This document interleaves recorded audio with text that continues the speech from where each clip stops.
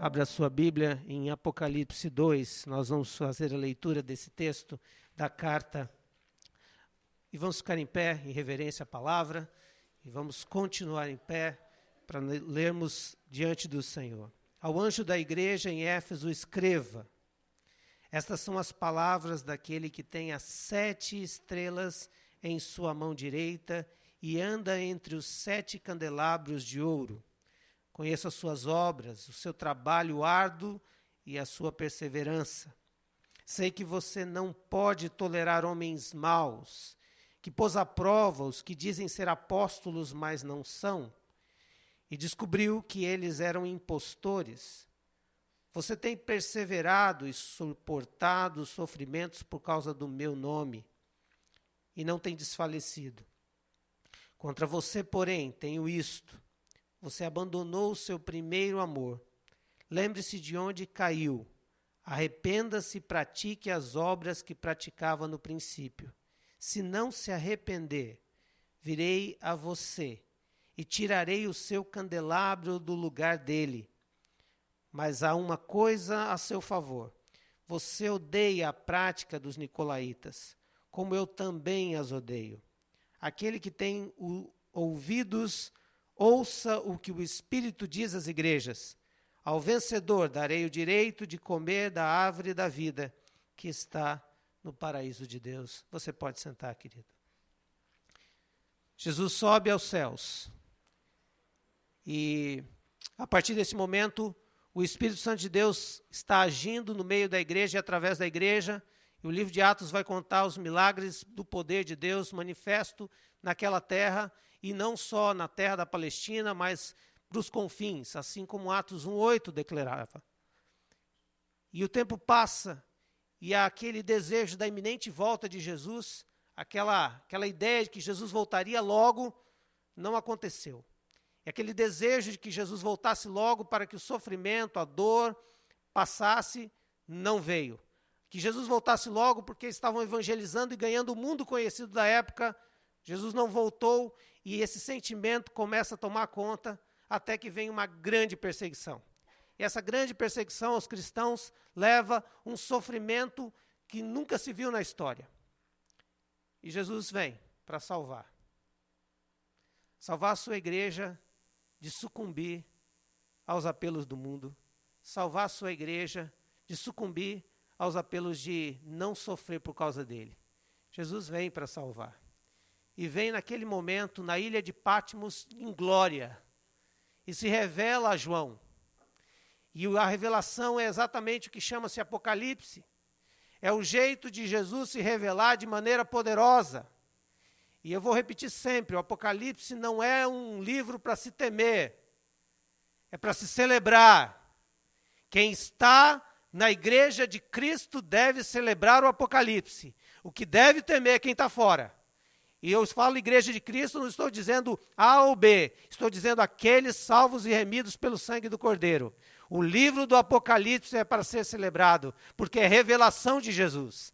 E Jesus se revela a João e diz a ele, não só revelando a ti, mas eu estou revelando para que você escreva as 7 igrejas. E o que ele escreve a essas 7 igrejas, na verdade é um compêndio do que ele quer escrever para toda e qualquer igreja, em todo e qualquer tempo, na época, na existência da igreja no mundo. É para nós. É para daqui 2 anos. É até a volta dele. A igreja de Cristo está contemplada nessas cartas aqui. E é por isso que hoje você precisa ouvir essa carta com o coração aberto, sabendo que ele escreveu essa carta para essa igreja, chamada Primeira Igreja Pioneira, Batista Pioneira em Blumenau. E ele começa fazendo a sua revelação. Ao anjo da igreja em Éfeso escreva: estas são as palavras daquele que tem as 7 estrelas em sua mão direita e anda entre os seus candelabros de ouro. Se você olhar o último versículo do capítulo 1, o próprio Jesus vai dar a interpretação do que é o candelabro e do que é as 7 estrelas. Os 7 candelabros são a igreja. E as 7 estrelas são a liderança da igreja, os anjos da igreja. Há uma convenção maior de que 7 estrelas são os líderes da igreja, e eu concordo com essa ideia. Por isso vou dizer para você que quando Jesus está dizendo aqui, estou me revelando a você com poder e autoridade, ele está dizendo 2 verdades a respeito da sua igreja. A primeira é que a liderança da igreja está na mão de Jesus. Isso quer dizer que nem o líder seja louco de fazer alguma coisa diferente daquilo que Jesus tem, porque Jesus pode tirá-lo. Jesus coloca e Jesus tira líderes. Aleluia por isso. Ninguém é de trono eterno na igreja, a não ser Jesus Cristo. Na igreja dele, não. Tem igreja que não é dele. Tem igreja que ele passa e aí o servo dele fala assim, ô Jesus, eu queria conhecer essa igreja. Ele falou, eu também, nunca fui aí. Mais ou menos assim. Mas a igreja dele, a liderança está na mão dele. Por isso, se você é líder da igreja, tenha uma alegria no coração. Jesus está com você na palma da mão. Mas anda na linha, porque Jesus está com você na palma da mão. Mas a outra coisa que ele vai dizer é que Jesus anda no meio dessa igreja. Isso quer dizer que ele está andando e ele vê, eu conheço você. Conheço você e faço um elogio a você, igreja. Faz um elogio que tem 3 maneiras de dizer esse elogio. Primeiro ele vai dizer, olha, eu conheço o trabalho árduo. A maneira como você faz a obra em meu nome, eu vejo que você faz com muita vontade. Você trabalha demais.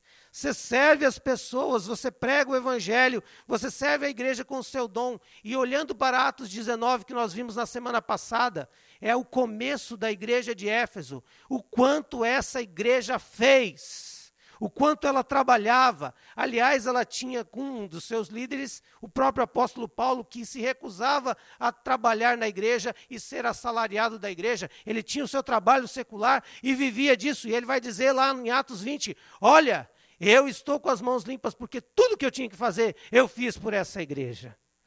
Eu trabalhei aqui arduamente. E esses irmãos, com certeza, copiaram o modelo do seu líder e trabalharam arduamente. E esse era o elogio que Jesus estava fazendo a essa igreja. O segundo elogio que ele faz é, olha, há uma perseverança em você. Você não só tem suportado o sofrimento por causa do meu nome, mas você não tem se desfalecido. Você é casca grossa. Os outros batem em você, mas você continua firme. Quanto mais zomba de você, mais você se endurece. Essa é uma característica sua. A maneira como você sofre pela obra em meu nome é muito positivo. Essa palavra que tem aqui, perseverança, quando a gente olha para o dicionário, a gente vai entender que não é só uma perseverança, mas é algo com um sentimento de vitória. É quando a gente sofre a batalha, mas sabe que o tempo da batalha está acabando, porque a vitória é certa. E quando nós olhamos para esse texto, ele vai dizer, olha, vocês são resolutos, vocês têm um compromisso com essa perseverança em fazer a minha vontade. E sofrer por causa do meu nome. Vocês têm também uma outra característica muito interessante, vocês têm uma pureza doutrinária. A maneira como vocês defendem a verdade em meu nome é muito marcante. Apareceram falsos profetas no meio de vocês. Quando eles apareceram, vocês foram só papirando, olhando nos papiros, olhando nos pergaminhos, olhando nas cartas, olhando no que vocês tinham, consultando talvez o líder de vocês, dizendo assim, isso mesmo foi que Jesus disse, apóstolo? E começaram a perceber que eles eram engano, que eles eram embuste, que eles eram impostores. Era gente que, na verdade, não tinha sido chamado por Jesus e gente que não tinha presenciado a Jesus ressurreto. E desde então, a igreja cristã começou a criar mecanismos para entender quem era apóstolo e quem não era. O apóstolo era alguém que tinha que ter andado com Jesus, ser chamado por Jesus e ter visto Jesus ressurreto. Não podia haver outro tipo de apóstolo. E aí a gente começa a perceber que essa igreja era séria nesse contexto. Ela dizia, olha, falou alguma coisa fora do que tem que se dizer, precisa se mostrar na palavra. Eram firmes. Tem uma coisa interessante também para vocês foram contra as obras dos nicolaítas. Nicolaítas, é muito complicado saber sobre este povo, o que era necessariamente, mas há duas linhas de interpretação, e uma delas é que um dos diáconos de Atos 6:5, chamado Nicolau de Antioquia, ele se torna, então, alguém proeminente na igreja e começa a disseminar um conceito que você podia ser de Cristo, mas ainda viver um paganismo na igreja. Você podia fazer algumas coisas e outras não, mas não precisava ser radical. Mas há uma outra interpretação que nicolaítas, na verdade, era um grupo de pessoas que entenderam a palavra Nico, que é conquistador, e Laos, que é povo, gente que conquistava os outros, gente que dominava os outros. Por isso que sai a palavra leigos, de laios, né? Que é a ideia de alguém que conquista o leigo, que engana o leigo, que seduz o leigo e faz com que o leigo faça aquilo que ele quer. Uma ideia simbólica, já que Apocalipse é simbólico, mas o grande resumo é que aquela igreja olhava para todo o cheiro de heresia e dizia assim, aqui não. Quando alguém dizia alguma coisa meio estranha, eles diziam, não, nós preferimos aquilo que Jesus disse, os apóstolos que nós conhecemos disseram. E acabou. Ah, Senhor, essa carta de Jesus à igreja hoje ia encontrar muita gente esquisita. Muita coisa em nome de Jesus que ele não mandou fazer. Hoje, catalogado no Brasil, tem 13 mil apóstolos. 13 mil. Todo mundo recebeu uma revelação de Jesus que não está na Bíblia. E quando nós olhamos para o Evangelho de Cristo, Jesus vai dizer assim, que igreja firme. Que não se abate diante dessas heresias, mas que combate essas heresias, porque são homens maus. E vai chamá-los de homens maus, que distorcem a verdade do Evangelho de Cristo. Mas eu tenho uma advertência contra você. Você perdeu, você abandonou o primeiro amor. E essa talvez seja a crítica de Jesus mais doída das cartas, embora as outras são muito dolorosas. Mas é que é uma crítica que muitos de nós olhariam e diriam assim, Jesus, mas nós estamos num nível tão baixo de cristianismo que essa postura que o Senhor está pedindo de nós, o que é esse primeiro amor? Quando a gente espera que as pessoas simplesmente venham na igreja, façam as suas atividades corriqueiras, que não dê um mau testemunho, a gente já está nesse nível de igreja que a gente fala assim, olha, o crente não dando mau testemunho, participando da igreja, a gente está dando graças a Deus. Jesus vai olhar e falar assim, ei, não é o meu padrão esse. Eu tenho um monte de elogios para dar para você, ó igreja de Éfeso. Mas eu tenho uma coisa que mexe com todas as outras e que atrapalha todas as outras. É que o que vocês estão fazendo, não fazem no primeiro amor. Se a minha perseverança, se a postura como eu tenho contra os nicolaítas ou contra os outros, como é que eu tenho a minha postura teológica, a minha pureza doutrinária, se eu trabalho arduamente, isso é muito bom, mas não é tudo, e não é pleno, e não é completo, porque todas as coisas devem passar por um crivo, uma motivação com que a gente faz o que faz, e essa motivação chama-se amor. E aí, a gente começa a perceber que não basta apenas fazer o que é certo.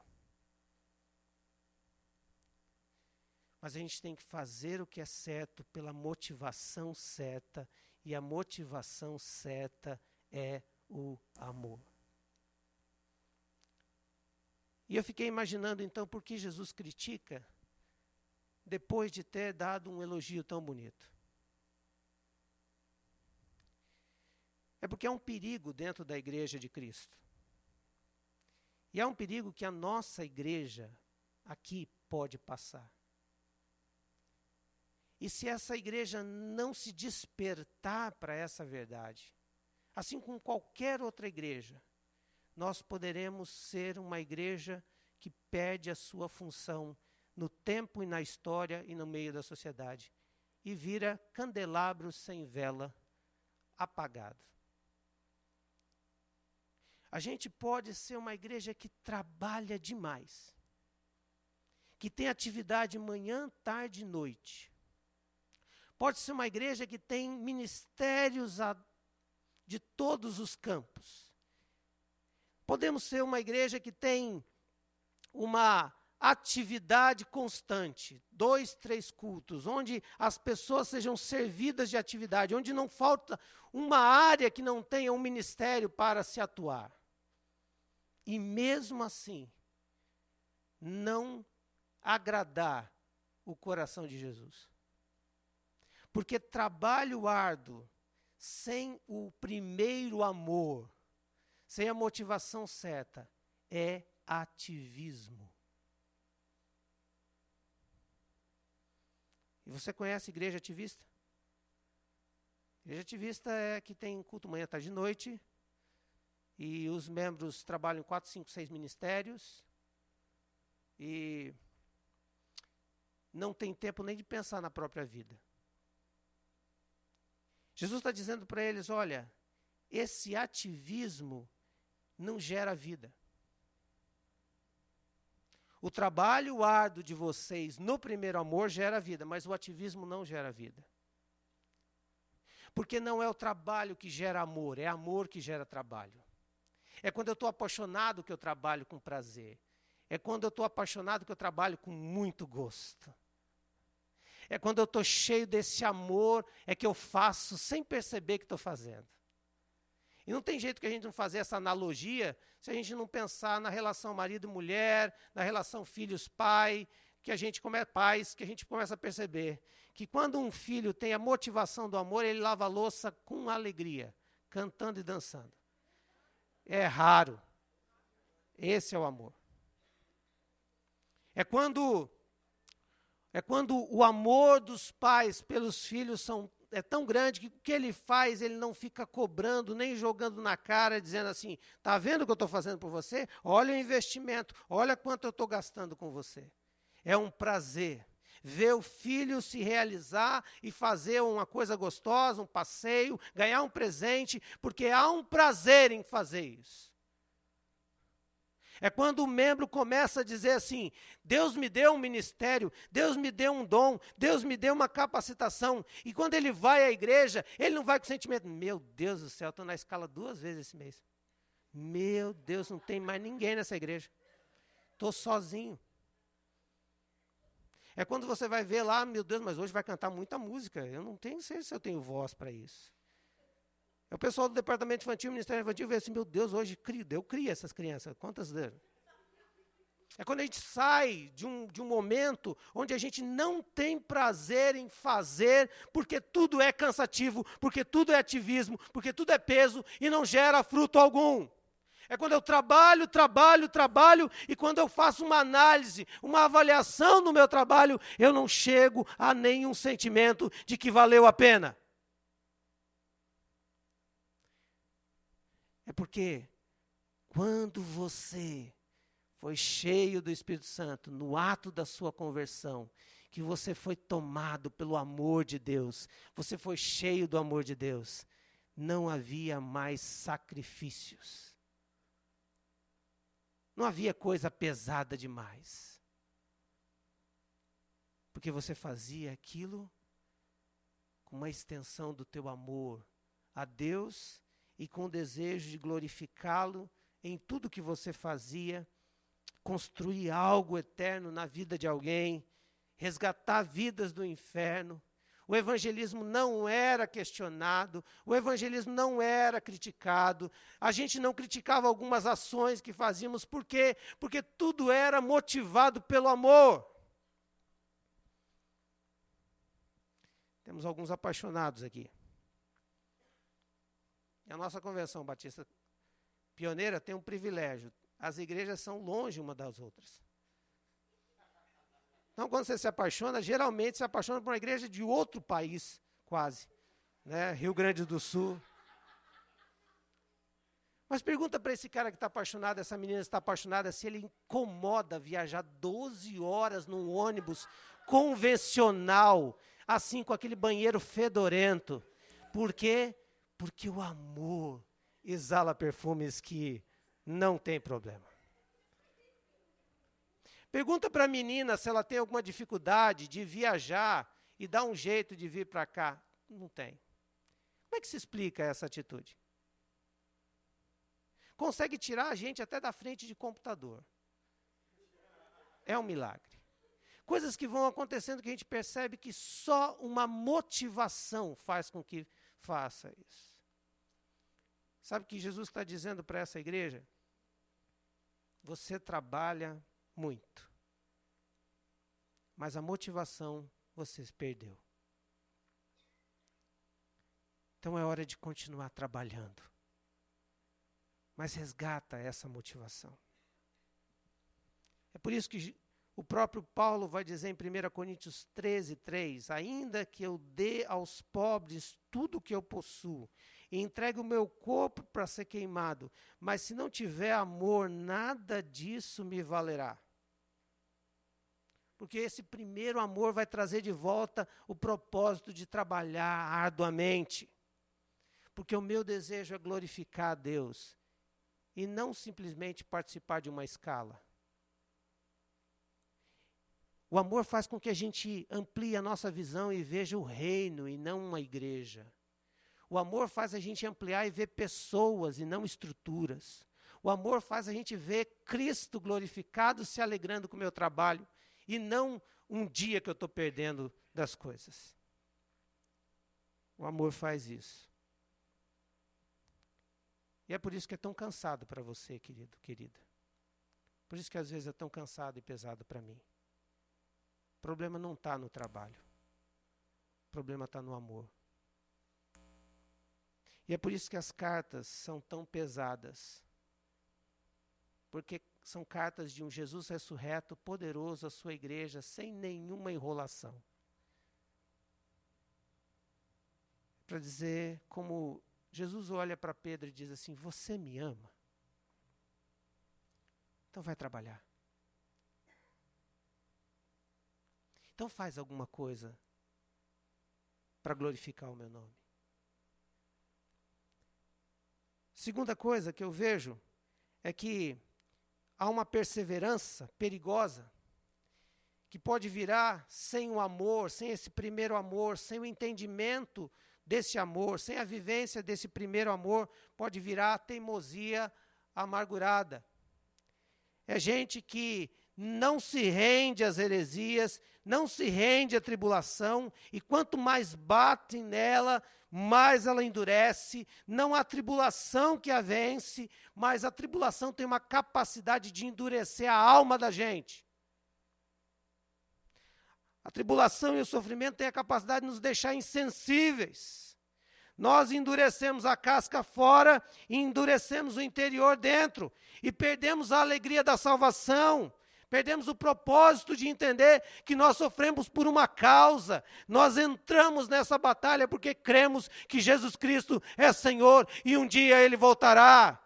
E isso vai nos trazer tribulação, porque o mundo é contrário a mim. E o mundo é contrário a você, porque a mensagem do Evangelho é conflitante com a mensagem do mundo. Não dá para a gente dizer que não é. É. Mas o que a gente percebe é que quando você está cheio desse primeiro amor,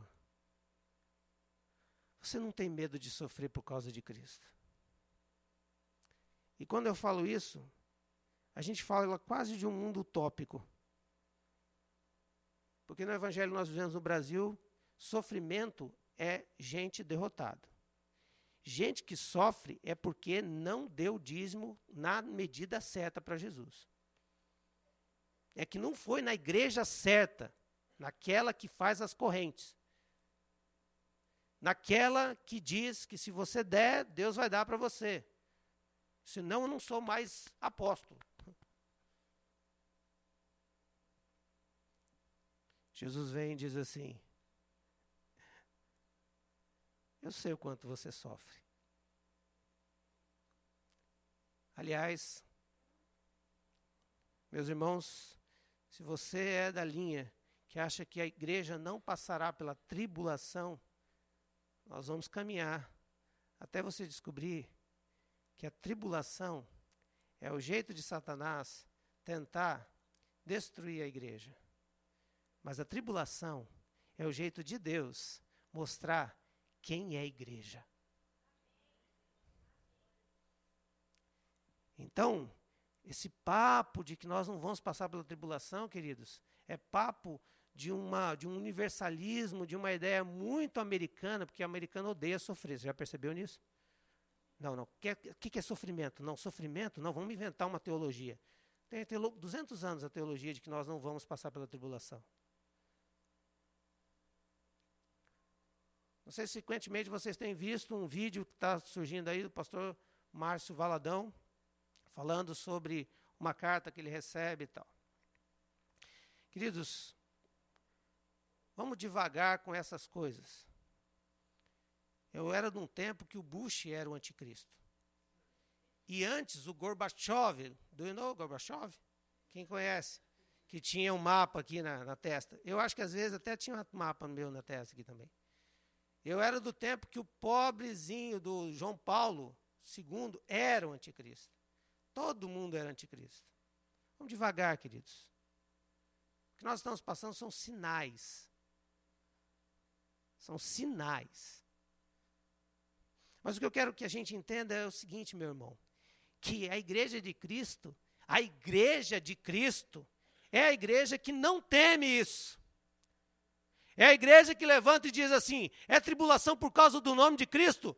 Opa, então eu sou merecedor dessa tribulação? Olha só o que a Bíblia vai dizer: felizes os que estão sendo perseguidos, Mateus 5,10, por causa da justiça, pois dele é o reino dos céus. Eu vim nessa terra, eu me converti a Cristo e entendi que o seguinte: eu não sou para esta questão. Eu não sou para este mundo nos seus valores. Eu conheci a Cristo para que Ele me resgatasse deste mundo. Então, se há uma possibilidade de eu perder a salvação por causa do retroceder a Cristo, eu não admito isso. Agora que a coisa vai ficar boa. Agora que vai ser fight. Agora que a gente vai ver quem é de Jesus, quem não é. Eu não vou pular fora dessa batalha. Só que o que Jesus está dizendo é isso mesmo. Só que vai endurecendo, mas olha, mantém o sorriso no rosto, porque o teu Senhor é vencedor. Mas não venha pensando que o couro não vai comer, não. Porque o bicho vai pegar. Essa que é a grande verdade do Evangelho de Cristo, porque nós não estamos isentos do sofrimento, principalmente o sofrimento por causa de Cristo. É nesse que a gente pula dentro. Por isso, o Evangelho da prosperidade não prega Apocalipse. Não pode pregar. O que ele vai pregar? Só se pregar no final. Aí é fácil, né? Final, você vai ser vencedor. Mas o que está dizendo aqui é que não perca o sorriso nos seus lábios, porque isso mostra que você está cheio de amor por Jesus. Você é bem-aventurado, você é feliz. Olha o que diz lá 2 Coríntios 4:15 até o versículo 18.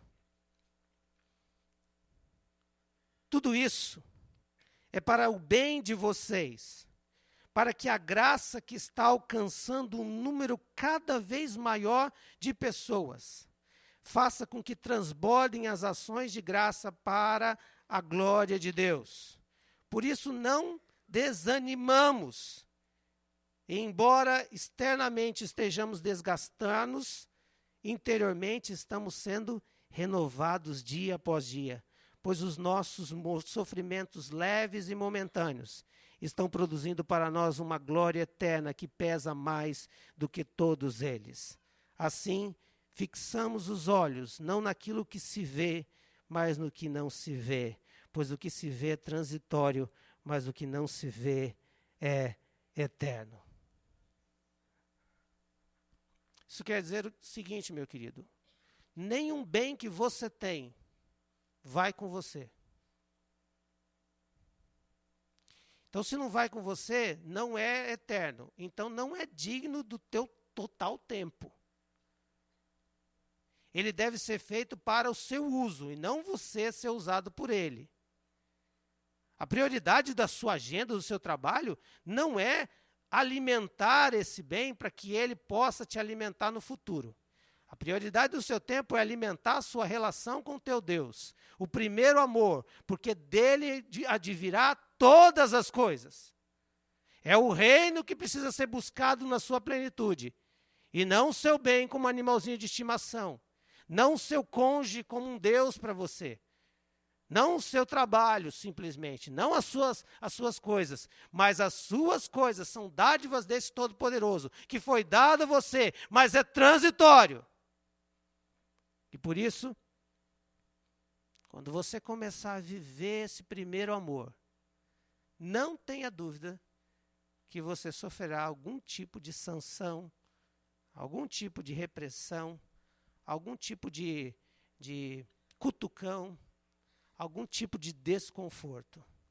Porque o sistema do mundo não vai permitir que você tenha condição de viver confortavelmente nos dois caminhos. Pastor, então não posso ter bens? Claro que pode. Você pode tê-los, eles não podem ter você. A aflição aqui, a luta aqui, que todos nós vamos passar, é porque nós vamos dizer claramente: Jesus Cristo é o meu Senhor, e para Ele eu vivo ou morro. E quando a gente começa a dizer isso, a gente já começa a sofrer algum tipo de sanção, e a gente sabe disso. Se você disser não a uma vida promíscua com o seu namorado, sua namorada, sabe o que vai acontecer? Você vai perder. Quando você começar a dizer que os negócios que você está fazendo devem ser à luz do Evangelho de Cristo, você vai perder. Por isso que você nunca vai ouvir eu prometendo para você que Deus vai te dar em dobro uma namorada, porque não pode, é uma só que você tem que ter. Você nunca vai me ouvir dizendo assim que não, isso aí Deus vai te dar o dobro, porque talvez não vai dar. Porque se te der o dobro, você vai se perder. Mas eu vou dizer uma coisa para você. Enquanto o seu olhar for para que Deus vai te dar bênção, sabe o que vai acontecer? Você ainda não entendeu o primeiro amor. Quando as coisas ficam mais importantes que a pessoa de Jesus ou a pessoa das pessoas, é porque você não entendeu o primeiro amor. Mas tem uma outra coisa que é um perigo aqui, que é a pureza doutrinária. E como a pureza doutrinária poderia atrapalhar aquela igreja? É que pureza doutrinária sem amor, ela é um farisaísmo. Ela é gente embrutecida. É gente que não conhece uma outra dimensão a não ser dizer: isso aqui está certo, isso aqui está errado. E não conhece a realidade do outro. Por isso, a pureza doutrinária afasta os homens maus. A Bíblia está dizendo isso. Mas sem amor, ela afasta também os homens bons. Porque a pureza doutrinária, ela precisa ser aliada ao amor. A verdade deve ser sempre acompanhada do amor. Aquela igreja tinha um grande cabedal, um conhecimento muito grande da doutrina. Mas Jesus vai olhar para ela e vai dizer assim: doutrina sem amor endurece o coração das pessoas e afasta as pessoas umas das outras. E é por isso que Paulo vai escrever a essa igreja, em Efésios 4, 14 a 16, e vai dizer: o propósito com essa doutrina é que não sejam mais levados como crianças, de um lado para o outro pelas ondas, nem jogados para cá e para lá por todo o vento de doutrina, pela astúcia e esperteza dos homens que induzem ao erro. Mas aí Paulo vai dizer: antes, seguindo a verdade em amor, não pode ser desassociada a verdade sem o amor. Porque a verdade é o conteúdo que eu devo pregar a palavra do Senhor. Mas o amor é o jeito, é a maneira que isso chega no coração das pessoas. E aí ele vai dizer: e aí nós vamos crescer em tudo naquele que é o cabeça, Cristo. Dele todo o corpo ajustado, unido pelo auxílio de todas as juntas, cresce e edifica-se a si mesmo em amor, na medida que em cada parte realiza a sua função. A verdade do Evangelho pregada com amor gera um constrangimento do Espírito, portanto crescimento. Mas a verdade do Evangelho pregada sem amor gera um constrangimento humano e, portanto, afastamento uns dos outros. A unidade da igreja depende de como seus membros falam a verdade em amor. E quando o primeiro amor nos alcançou, nós amávamos uns aos outros. Assim como o filho ama o pai, assim como o pai ama o filho. O pai ama o filho quando o filho está errado. E o filho ama o pai quando o pai o corrige e ele acha que foi pesado demais. Essas 3 advertências são porque Jesus dá uma recomendação a essa igreja. A primeira delas é: você precisa lembrar de onde você caiu. E quando você lembrar de onde caiu, você vai perceber que você precisa mudar. Não basta trabalhar arduamente. Você tem que trabalhar com o amor que te levou a me conhecer. Teu trabalho precisa ser o trabalho fruto do desejo de me agradar e não agradar outros. O teu trabalho deve ser fruto de querer que pessoas conheçam a mim, não conheçam você. O teu trabalho deve ser um trabalho que é totalmente feito para a glória e honra do meu nome. Você precisa lembrar de onde você caiu. Você precisa perceber onde é que você deixou de sofrer com alegria por causa do meu nome e começou a fazer concessões para não sofrer mais. Ou você precisa perceber onde é que você parou de ser alegre por sofrer comigo e agora ficou ranzinza, rabugento, chato, porque você está totalmente trancado, preso, amargurado. E quando falam do Evangelho, você fala assim: é a salvação, mas não passa isso com alegria. Eu tive a experiência de conviver com uma senhora que era tão amargurada. E quando ela falava de Jesus, ela assustava a gente.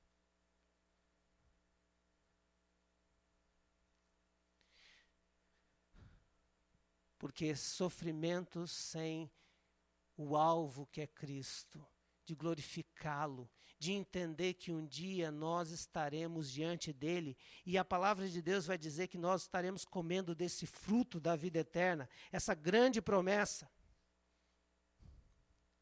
Essa promessa de que aquele que vencer vai ter o direito de comer da árvore da vida que está no paraíso de Deus, ou seja, nós temos o direito à vida eterna, e essa é a alegria que faz com que eu sofra.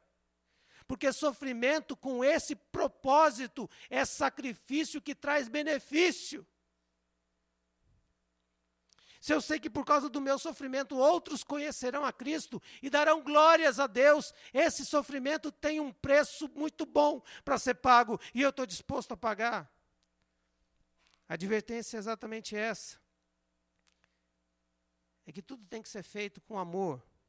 E esse primeiro amor, lembra de onde você parou de falar do amor de Deus sem amor. Lembra de onde você parou de falar de Jesus.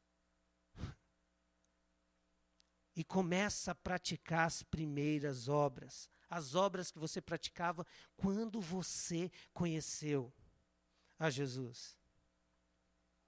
Essa é a recomendação. Lembra de onde você caiu. Lembra de onde você parou. E arrepende-se. É a segunda ordem da recomendação de Jesus. Ou seja, chora o pecado que você cometeu, que eu cometi. E quando eu pensava e orava e estudava sobre esse texto, realmente isso mexeu profundamente comigo. Talvez das cartas, essa é a que mais eu me identifico. Porque os anos de ministério que eu tenho, as igrejas que eu passei, as histórias com quem eu me envolvi, pessoas com quem eu tive embates, dificuldades ministeriais que eu passei, lutas pessoais no ministério que eu passei, acabam deixando a gente endurecido. E às vezes a gente vai fazer a obra de Deus com a cara amarrada, por obrigação.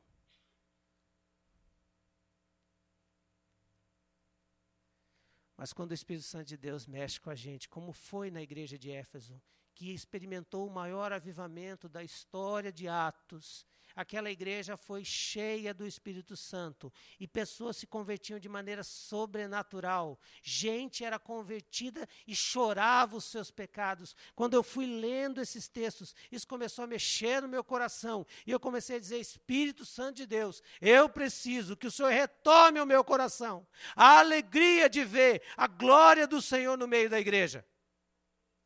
E quando a gente vai vendo isso, tem que gerar um arrependimento. Eu estou errado, eu estou em pecado, eu estou deixando de desfrutar a alegria da salvação, eu estou vivendo um mundinho, eu estou vivendo um mesmismo, eu estou vivendo uma coisa que é cultura, mas eu estou fazendo um trabalho, mas esse trabalho é como uma perda de tempo. Por quê? Porque no meu coração não está entregue a isso.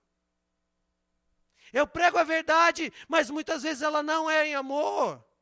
Eu preciso mudar a minha mente e entender que eu trabalho para o dono do universo. Que eu sou o anjo da igreja. Não por causa de um sobrenatural que eu seja, mas sobre mim há uma responsabilidade, mas uma grande bênção. Porque a minha alegria não é o soldo, não é o salário, a minha alegria é vida. E quando há vida na igreja, começa a suscitar a vida na gente. Eu tenho visto Deus mexendo na vida de muita gente.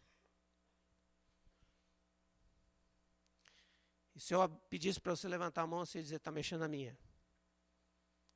E quando Jesus mexe, é uma mexida um pouco diferente.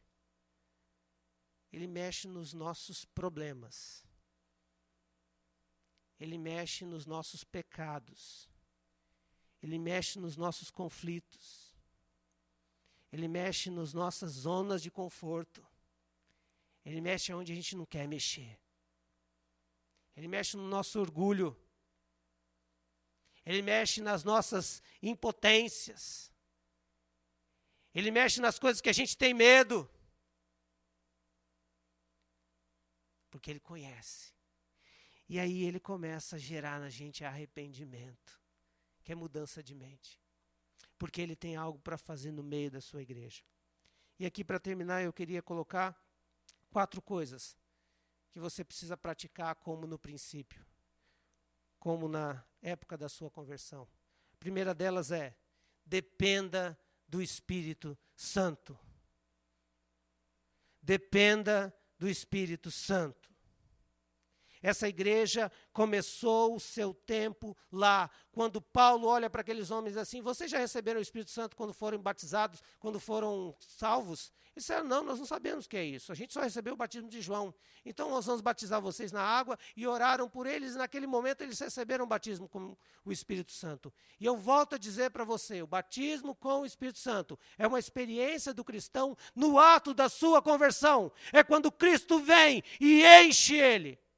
E depois disso, ele precisa sempre estar sendo cheio do Espírito Santo. Ele precisa buscar ao Senhor. Philip Yancey diz que Deus vai aonde ele é desejado. Deus vai aonde ele é desejado. E quando você levanta pela manhã e diz assim, eu não posso vencer esse dia, se não for a presença gloriosa e o poder do seu Espírito, Deus. Vem sobre mim, me enche de novo, para eu poder caminhar. Essa é a experiência, não tem nada a ver com pentecostalismo, tem a ver com a Bíblia que nos ensina que enchei-vos do Espírito.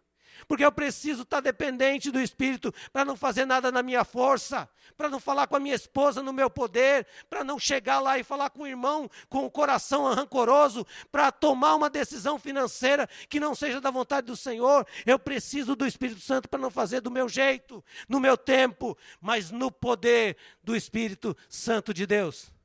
Você imagina o que vai acontecer quando você fazer negócios no poder do Espírito Santo? Você já imaginou quando você se relacionar com as pessoas no poder do Espírito Santo? Você imaginou quando você falar com qualquer um no poder do Espírito Santo? Isso não é fabricado. Isso é desejado. Isso é invocado.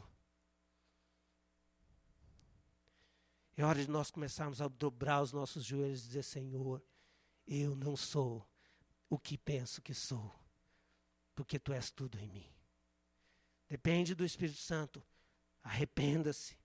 Você já andou muito com a sua força, você já andou muito com as suas pernas, você já andou muito do seu jeito, você já fez muita besteira em nome de Jesus, mas Ele nem tinha pedido para você fazer. É agora, começa a depender dEle totalmente, do seu Espírito. Segunda coisa, para voltar a esse amor e praticar as primeiras obras, é ame a Jesus como você amava na sua conversão.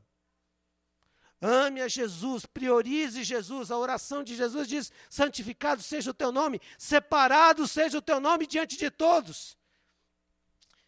É quando eu olho para o meu dia e digo assim, Senhor Jesus, as coisas devem ser feitas para a glória e honra do teu nome, pela motivação certa, porque Tu és a razão da minha vida. Aí você vai orar agradecendo a comida, mas vai agradecer com outro tipo de ênfase, porque Jesus é Senhor da sua vida. Obedeça-o por amor, não por obrigação, não por medo, não por interesse, mas por amor.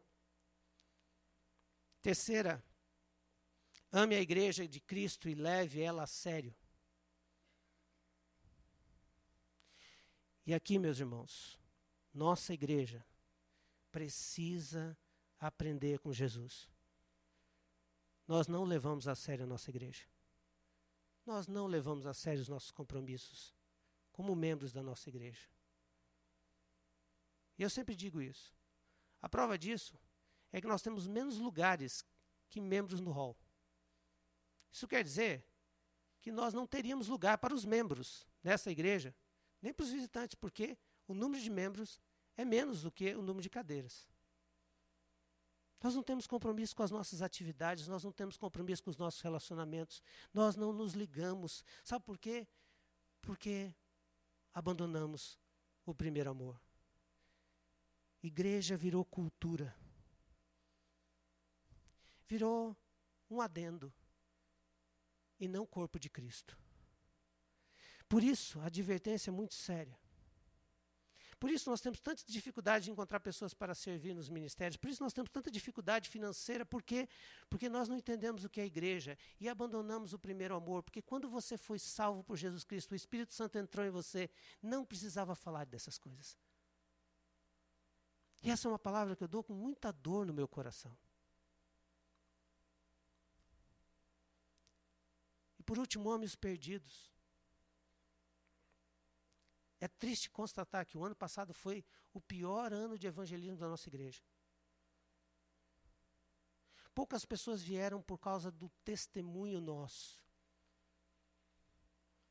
Os que se batizaram porque já vieram discipulados de outras igrejas. E quando nós olhamos isso, a gente percebe que o amor que a gente tem por Jesus faz com que a gente tenha amor pelos perdidos e clame por eles. E o mais triste é saber que tem perdidos na minha família e eu não me interesso por eles. Mas sabe qual que é a crise? A crise não é de evangelização, a crise é de amor. Porque eu perdi, eu abandonei o primeiro amor. E a dureza da palavra de Jesus é que, cuidado, arrepende-se, pratica as primeiras obras, senão eu vou tirar você do lugar. Eu vou pegar o candeeiro, que é o sinal da luz, que é a luz para o mundo. A igreja é o que reflete a luz de Jesus, e essa igreja eu vou guardar.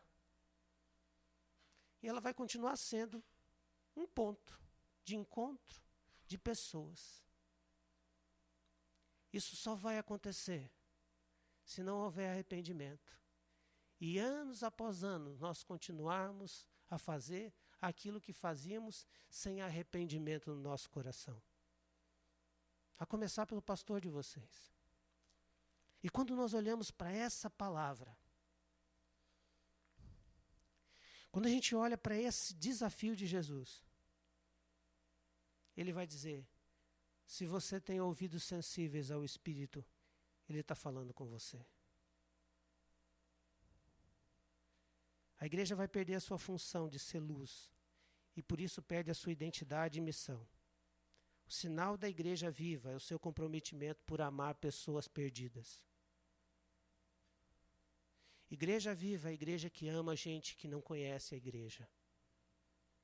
Igreja viva é a igreja que ora por pessoas para que elas venham a conhecer Jesus, não para fazer número na igreja, mas para fazer número no céu. Igreja viva é que ora por gente se converter nas outras igrejas. Igreja viva é isso.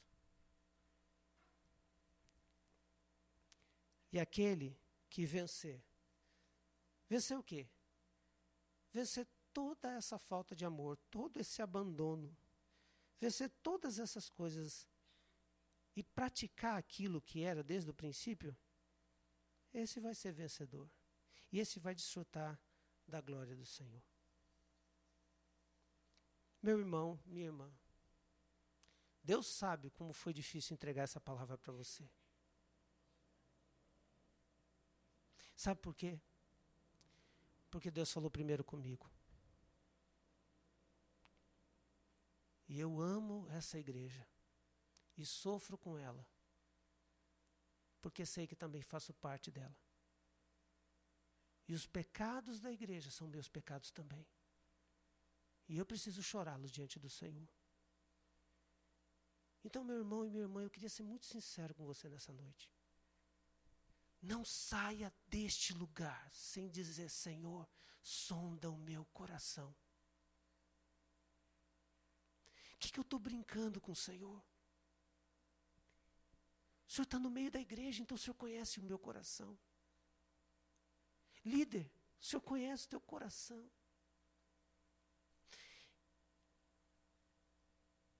E é por isso que hoje, para mim, há um sentimento no meu coração que é um divisor de águas na vida da nossa igreja. Não tem nada metafísico, não é nada disso. Mas é porque se nós ouvirmos a voz do Espírito, e a gente atentar a essa voz, o Espírito vai novamente fazer aquilo que ele fazia antes no nosso coração. Lembra? Lembra?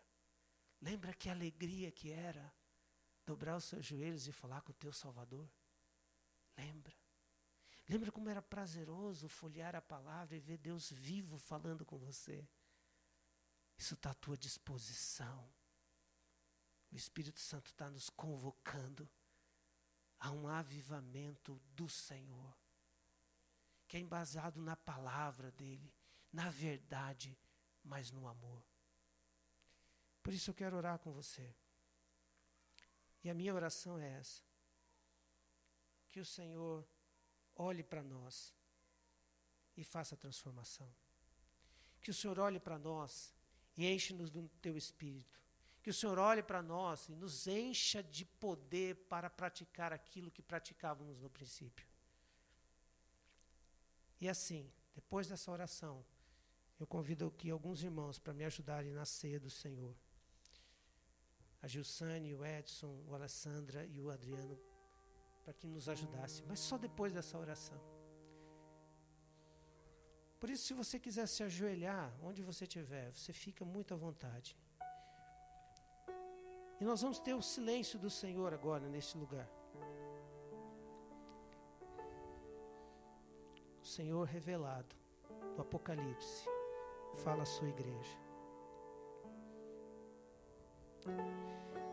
E fala com muito amor.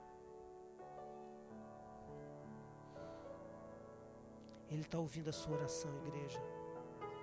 Fala com Ele.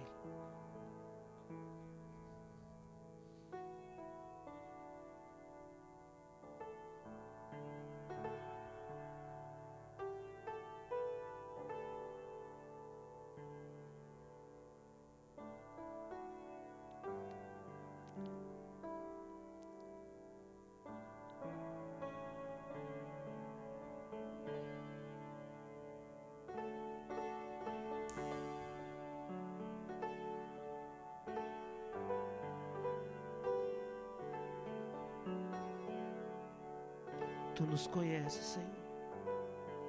Jesus, Tu andas no meio da Tua igreja, Tu nos conheces. Tu sabes a nossa obra. E o quanto, Senhor, a Tua igreja tem feito. Tu conheces, ó Deus, a perseverança em momentos tão difíceis que a Tua igreja já passou. Tu conheces a responsabilidade desse púlpito e de tantas vezes que homens de Deus subiram aqui, mulheres do Senhor subiram aqui. Mas nada disso te completa e te enche de alegria se não for pela motivação correta. Enche-nos do Teu Espírito, ó Deus, para no poder do Teu Espírito amar a Tua igreja e no poder do Teu Espírito enfrentar os pecados e enfrentar os sofrimentos em nome de Jesus.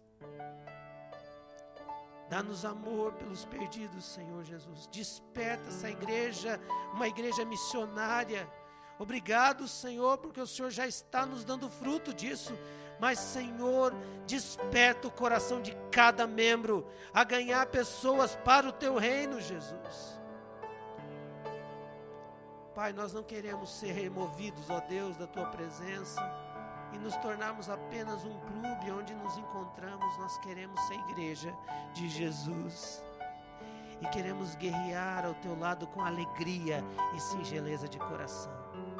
E queremos ver o número dos que são acrescentados ao Teu reino, para a honra e glória do Teu nome, porque Tu és tudo para nós, Tu és central na nossa vida.